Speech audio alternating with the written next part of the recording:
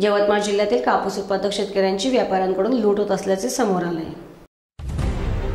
यवतमाळ जिल्ह्यातील राळेगाव येथील बाजार समितीत व्यापाऱ्यांनी कापसाला आपल्या मर्जीप्रमाणे भाव देणे सुरू केले आहे। जिनिंग फॅक्टरीत कापसाचे भाव देताना शेतकरी वर्गाची फसवणूक करीत असूनही त्यांच्यावर कोणाचेही नियंत्रण नाही।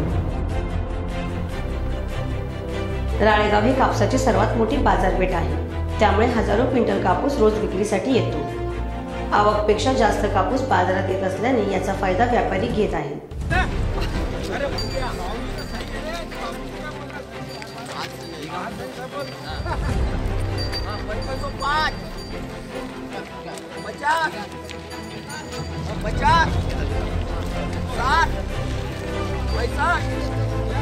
आज एक तर उद्या दुसऱ्याच भावाने कापसाची खरेदी केली जात आहे।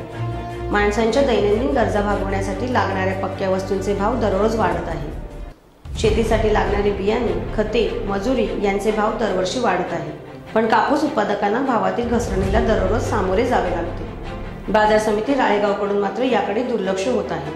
अनेक जिनिंगमध्ये वजनात फरक असल्यामुळे शेतकरी वर्गाची लूट होत आहे। त्यामुळे बाजार समितीच्या सभापती यांनी यामध्ये लक्ष देऊन कापूस उत्पादकांना दिलासा देण्यासाठी मार्ग काढावा, अशी मागणी शेतकरी वर्गातून होत आहे।